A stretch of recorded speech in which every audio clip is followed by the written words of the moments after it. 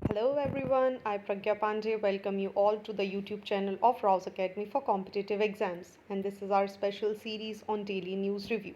In our previous video I have asked few questions, so let's see their solution first. And the first question was, which of the following two regions are connected by Sinthan Pass? And correct answer is Breng Valley and Chenab Valley. Next question was, consider the following statement with respect to Kiladi excavation. So both the topics are related with the current affairs, तो देख लेते हैं इसका सही answer क्या होगा.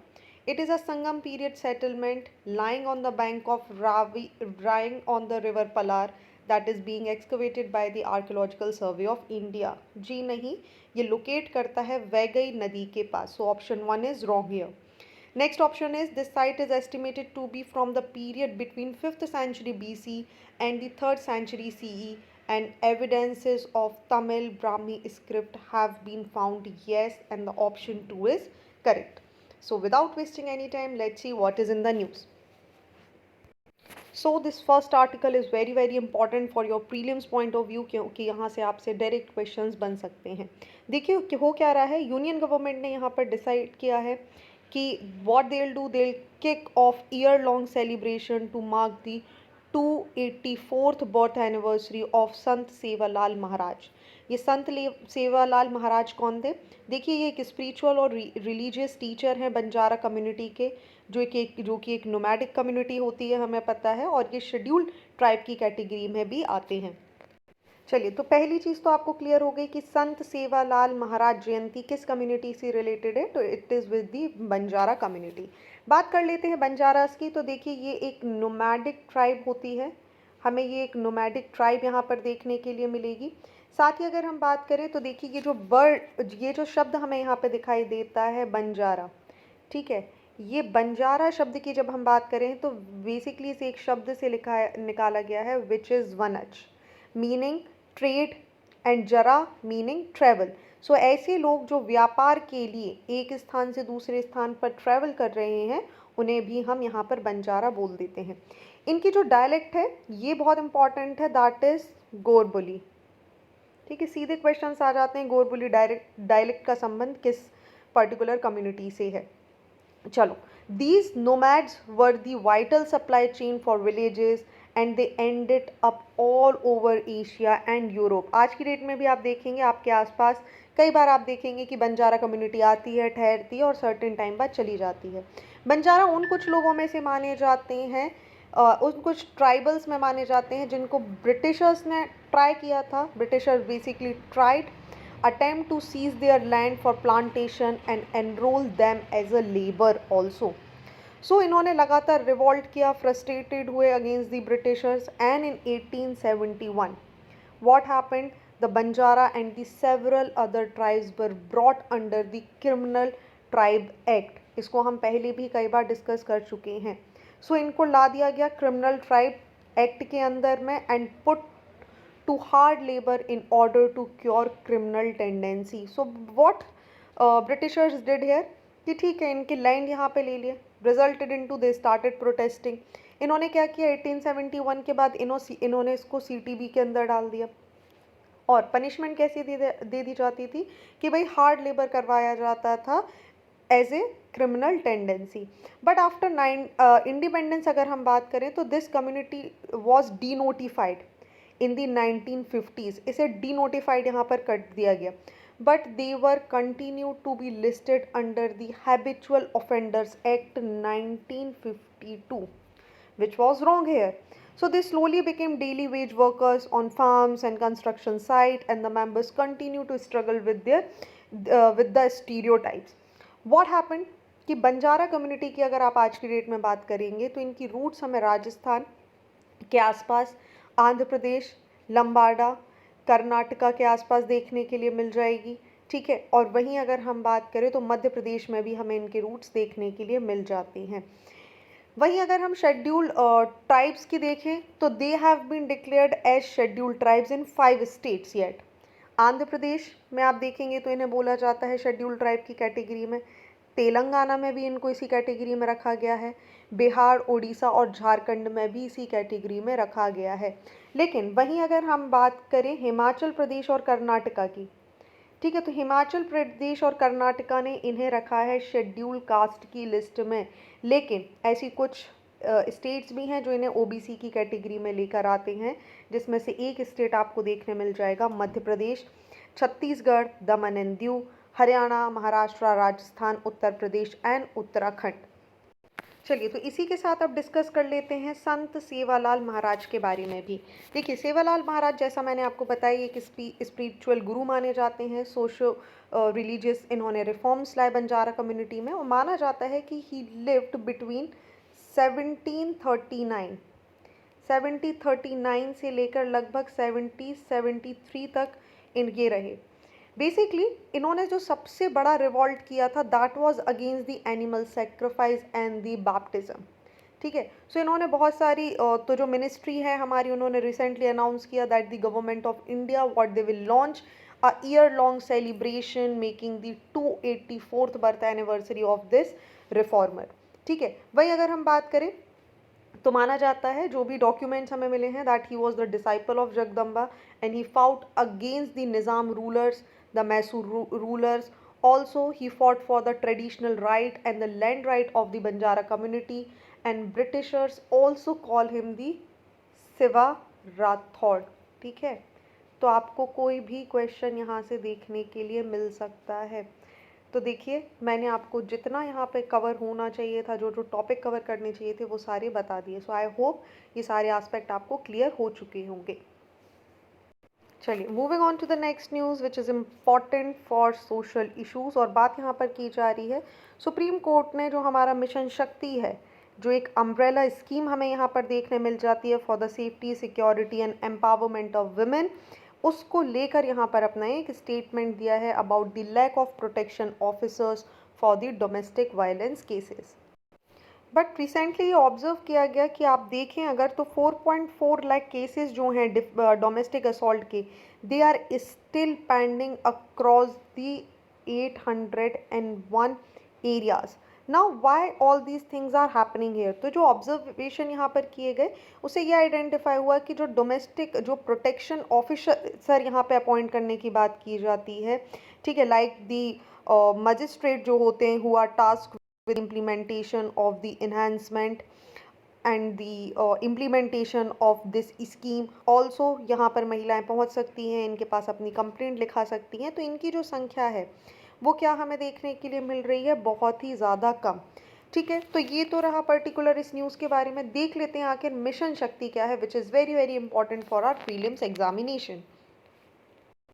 तो जैसा मैंने आपको बताया कि मिशन शक्ति की जब हम बात करते हैं तो इसको लॉन्च किया गया था during the 15th finance commission. पहली चीज़ बहुत ही ज़्यादा इम्पॉर्टेंट जो आप याद रखेंगे, ठीक है, for the period of 2021 and 2022 to 2025 till 26। बहुत स्ट्रेट क्वेश्चन आते हैं यहाँ से। ठीक है, मिशन शक्ति की बात करें तो ये एक इंटीग्रेटेड वुमेन एम्पावरमेंट प्रोग्राम है जिसे लॉन्च किया गया था as the umbrella scheme for the safety, security and empowerment of women for the implementation. ठीक है, इस मिशन की बात करें तो इसे लॉन्च करने वाली मिनिस्ट्री थी हमारी ministry of women and child development. अब देखिए हुआ क्या, इसके अंदर कुछ अलग अलग कंपोनेंट्स को लाया गया, जैसे सबसे पहले आपको देखने मिल जाएगा संबल। ठीक है, संबल के बारे में बात कर लेते हैं। तो संबल क्या है? It is for the safety and security of women. इसके अंदर बहुत सारी स्कीम्स आपको देखने मिल जाएंगी संबल के अंदर, जैसे OSC which is the one stop centre, women helpline, Beti Bachao Beti Padhao with a new components of नारी अदालत। ठीक है, ताकि क्या प्रमोट किया जा सके, जितनी भी ऑल्टरनेटिव डिस्प्यूट रिजोल्यूशन सेंटर्स हैं, ताकि जो न्याय है वो समय पर मिल सके महिलाओं को, फैमिली को और सोसाइटी को, तो उसके लिए इस सब को डाला गया संबल के अंदर में। ठीक है, वहीं अगर हम इसके दूसरे कंपोनेंट देखने की बात करें तो दूसरा कंपोनेंट आपको देखने के लिए मिल जाएगा इस दी समर्थ्य। ठीक है, समर्थ्य। तो समर्थ्य क्या है? ये बेसिकली महिलाओं को एम्पावर करने के लिए बनाया गया है and it consist of schemes like Ujjwala, Swadhar Greh, working women hostel, इस सब के अंदर लेकर आए गए हैं। सो ये सारी चीज़ें, ये जितनी भी मिशन हैं और स्कीम्स हैं, यहाँ पर क्वालिटेटिव और क्वांटिटेटिव मैकेनिज्म को लाने की बात की जा रही है। सो आई होप ये आपको क्लियर हो गया होगा कि आपको किस तरीके के क्वेश्चंस देखने के लिए मिल सकते हैं in your prelims examination. Next move करते हैं, तो बात की जा रही है हमिंग बर्ड के बारे में, इंडियन सनबर्ड। चलिए देख लेते हैं डिटेल में आखिर है क्या। चलिए तो याद रखेंगे जीएस पेपर 3 इकोलॉजी के लिए इंपॉर्टेंट तो हो ही जाता है, लेकिन प्रीलिम्स में भी हमें इससे कुछ ना कुछ सवाल देखने के लिए मिल सकते हैं। तो देखिए, जब हम बात कर रहे हैं हमिंग बर्ड और इंडियन सनबर्ड्स के बारे में, तो जो आर्टिकल है वो बताना चाह रहा है कि जब आप हमिंग बर्ड्स की बात करते हैं तो ये क्या है, they are natives of the American continent, ठीक है। एंड स्पेशली अगर हम बात करें मेक्सिको की, और इनकी लगभग 350 से ज़्यादा स्पीशीज़ हमें देखने के लिए मिल जाती हैं, ठीक।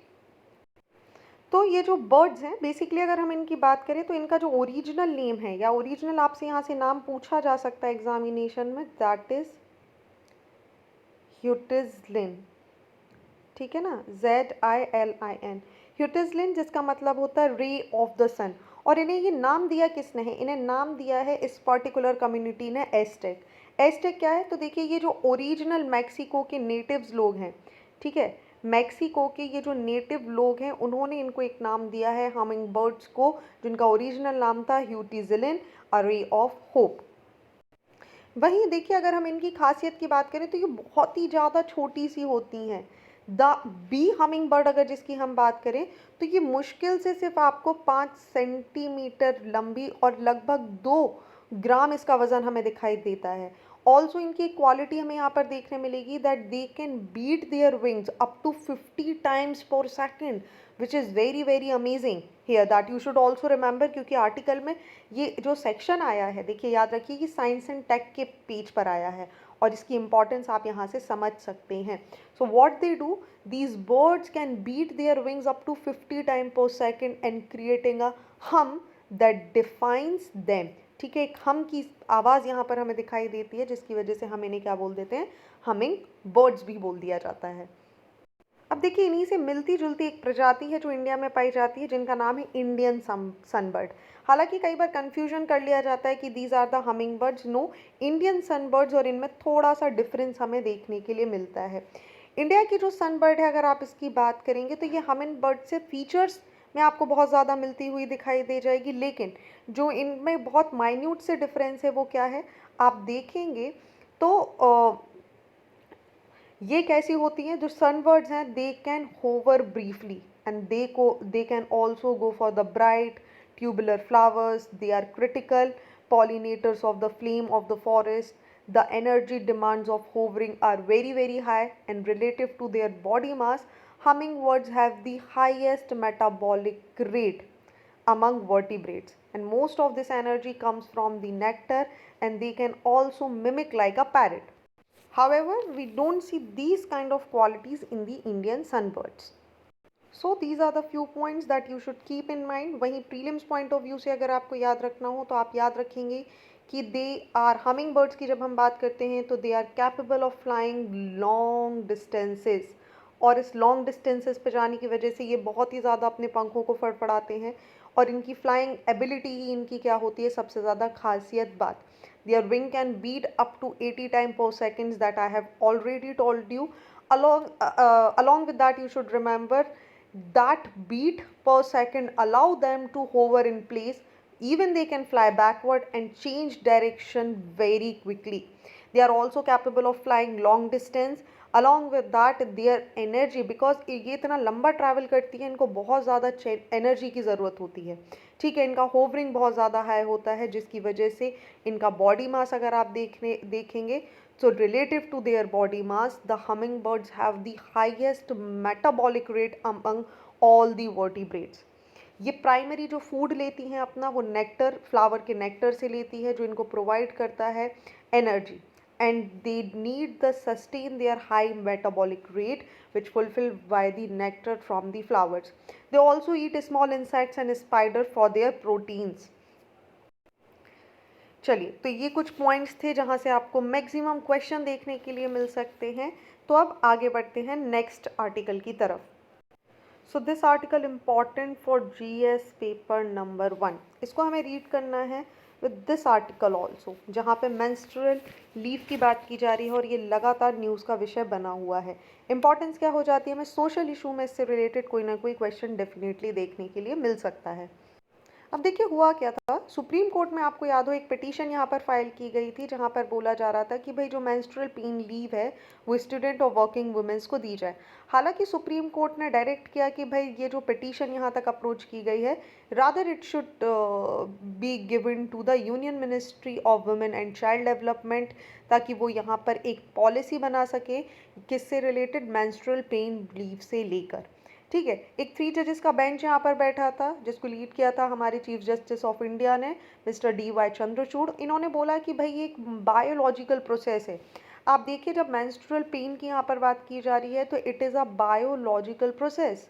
ठीक है, so females are not doing it by their own, it is their biology that is allowing them to bleed every month. So what he said कि it is a biological process and it must not become a distinctive for employee offering job to the women. क्यों? क्योंकि हमें एक बहुत बड़ा problem देखने मिल सकता है यहाँ पर, जिसके अगेंस्ट में भी बातें की गई। उसमें सबसे बड़ा क्वेश्चन ये आया कि अगर हम मेंस्ट्रुअल पेड लीव्स यहाँ पर देने की बात करने लगे तो व्हाट विल हैपन कि ये जो कंपनीज़ हैं ये क्या करेंगी, इन महिलाओं को अपने यहाँ नौकरी ही नहीं देंगी। क्यों? क्योंकि इन्हें कहीं ना कहीं वर्कफोर्स का लॉस देखने मिलेगा। रिजल्टेड इनटू महिलाओं का जो पार्टिसिपेशन है वो डिक्लाइन हो जाएगा, और इसी के साथ हमें क्या देखने के लिए मिल सकता है, इनकी पोजीशन यहाँ पर डिटेरिएट होती हुई भी देखने के लिए मिल सकती है। तो देखिए ये जो सबसे पहले सवाल आना चाहिए हमारे मन में वो ये होना चाहिए कि आखिर मेंस्ट्रुअल लीव होती क्या है। तो मेंस्ट्रुअल लीव को समझिए, it refers to all policies that allow employ और student to take time off when they are experience their menstrual pain और even discomfort. In that case what they can do, they can ask their employ कि भाई for this date I am taking leave, and they'll be paid for that particular day as well. So in this context अगर हम बात करें तो किसी भी work place पर रिफ़र करती है ये पॉलिसी कि जो महिलाएं हैं उन्हें पेड और अनपेड लीव समय समय पर रेस्ट करने के लिए यहाँ पर बात की जाती है इन दी मेंस्ट्रुअल लीव पॉलिसी के अंदर। आज की डेट में अगर हम बात करें तो more than half of those who menstruate experience pen for the couple of days, and which means उनका जो फंक्शन है, फंक्शनैलिटी है, it became very low, their energy became very down, and because of that they feel so many discomfort. एक 2017 में सर्वे किया गया जिसमें पता लगाया गया कि 32,748 women in the Netherland published in the British Medical Journal found that 14% of them had taken time off from work or school during their periods. Now what happened when they take off from their workplace? See what happened कि या तो इन्हें छुट्टी ही नहीं दी जाती, और else they'll be अगर कोई बच्चा स्कूल का है तो they'll be punished to missing the classrooms or the particular things. Now what happened, these are the things जो discourage कर देते हैं and they allow and they forces women to work in such adverse condition. So researchers ने ये भी estimate यहाँ पर लगाया है दैट एम्प्लॉय जो होते हैं, ठीक है, वो अपने पूरे वर्क फोर्स का 8 से 9 डेज जो प्रोडक्टिविटी के होते हैं वो यहाँ पर लूज़ कर जाते हैं only because of their menstruation, and for that what we need to do, we should provide them a paid और unpaid leave where they can be settle, they can give some importance to their physical health also. इसके argument मैंने आपको already बता दिए कि इसकी वजह से आपको क्या देखने मिल सकता है, एक डिस्क्रिमिनेशन देखने मिल सकता है महिलाओं के अगेंस्ट, जो लेबर फोर्स पार्टिसिपेशन है वो यहाँ पर हमें कम देखने के लिए मिल सकता है।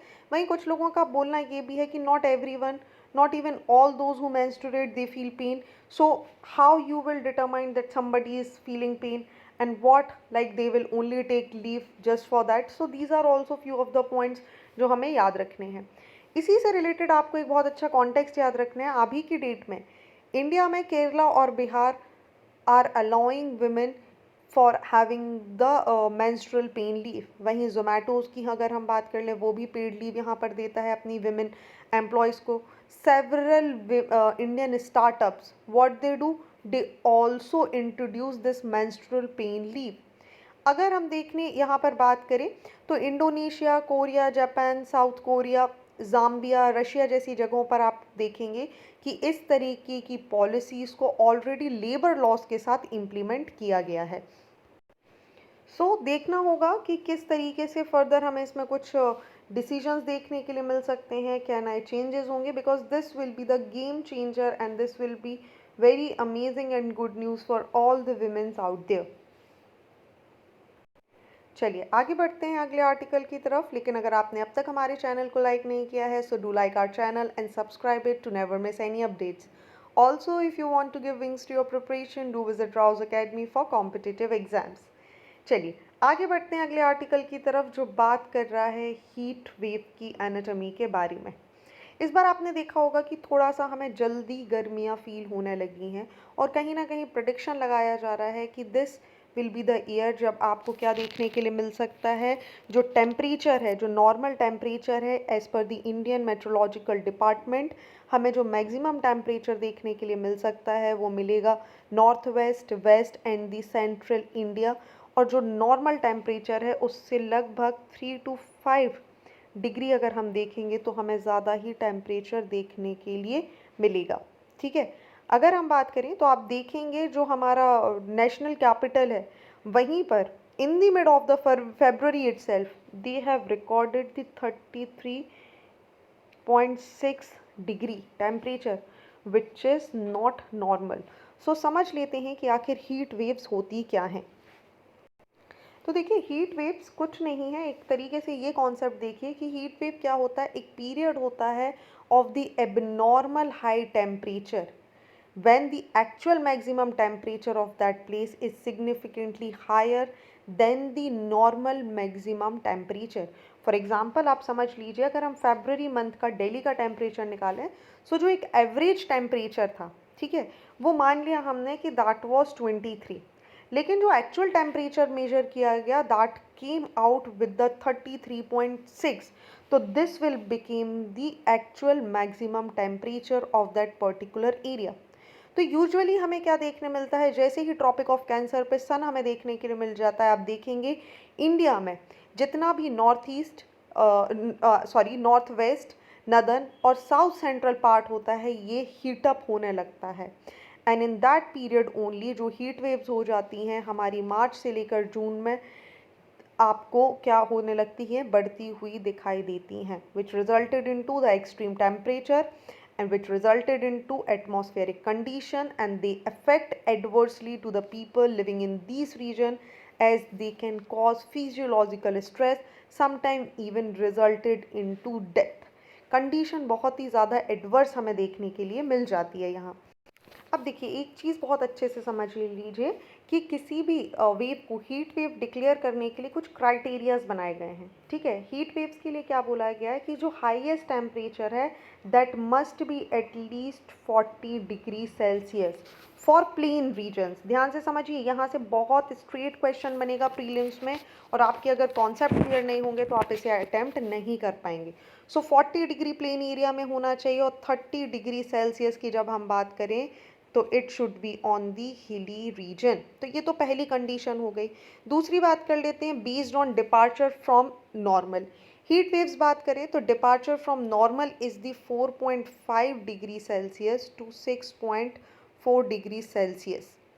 वहीं सीवियर हीट वेव की बात करें तो that departure from normal is more than 6.4 degree Celsius.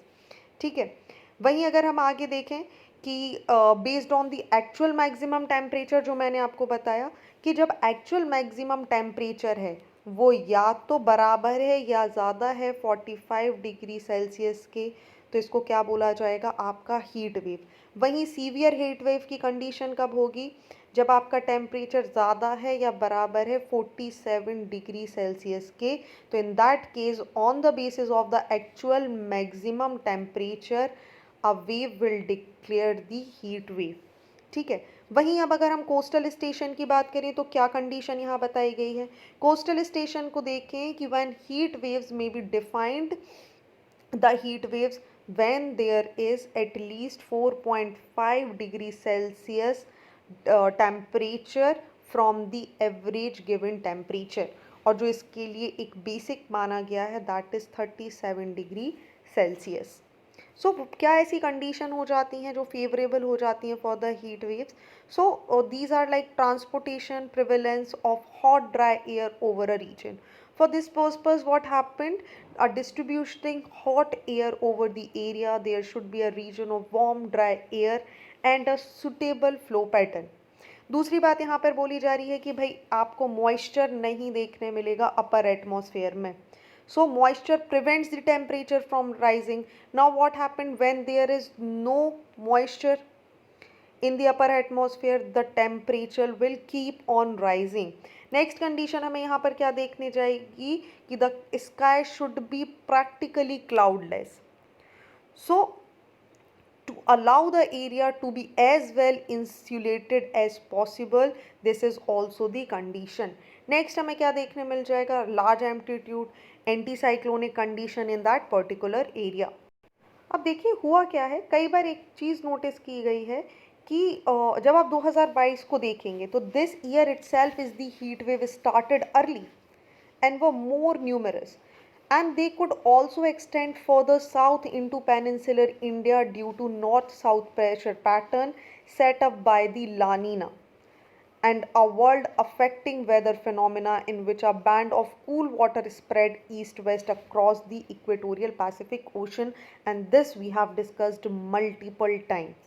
So what happened? अगर आप लास्ट 3 सालों के बारे में बात करेंगे तो they have been the La Nina year which have served as the precursor to 2023. हमें पता चल जाता है कि क्या होगा. 2023 will be the El Nino year. So El Nino क्या है? एक कॉम्प्लीमेंट्री फिनोमिना है जिसमें क्या होता है, आप देखेंगे कि warmer water spreads east west to east across the equatorial Pacific Ocean resulted into rise in the temperature. So as we are eagerly waiting कि भाई अब क्या होगा, आपको एल नीनो ईयर यहाँ पर देखने मिलेगा. We have already had a heat waves occur over north west India. This will resulted into very devastating situation and could also cause the drought situation in some of the regions. चलिए, तो with the conclusion what we should remember कि भाई इसके impact क्या हो सकते हैं. देखो ह्यूमन की हेल्थ पे देखने के लिए आपको मिल जाएंगे. डिसअप्रोप्रिएट इम्पैक्ट होंगे. पुअर्स इससे सबसे ज़्यादा सर्वाइव करेंगे because they are living on the street, living on the open area as well. वहीं अगर आप बात करें एग्रीकल्चर प्रोडक्टिविटी आपको यहाँ पे ख़त्म होती हुई नज़र आएगी. ड्रॉट की सिचुएशन देखने मिल सकती है. एनवायरनमेंट और बायोडाइवर्सिटी पर नेगेटिव इम्पैक्ट पड़ सकता है. फॉरेस्ट फायर यहाँ पर इंक्रीज़ होने के चांस हो जाएंगे.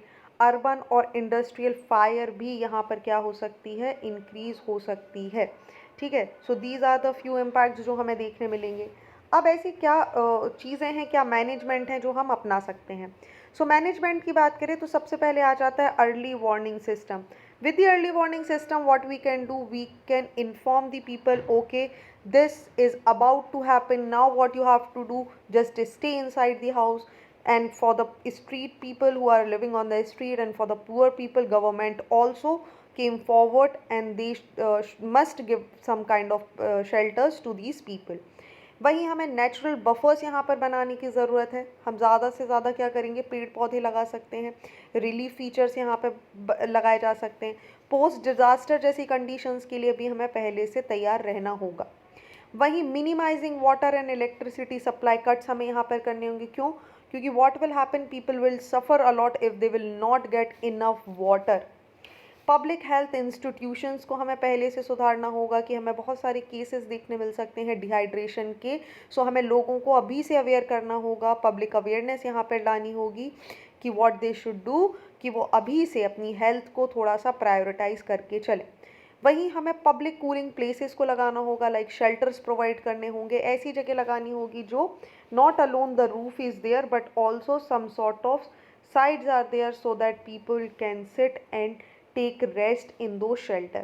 ड्रिंकिंग वाटर फैसिलिटीज़ आपको हर जगह लगानी होगी क्योंकि आप देखिए अगर आपको इस फटीग से बचना है तो drinking water is the one of the major source जहाँ से आप हीट वेव से प्रोटेक्शन ले सकते हैं.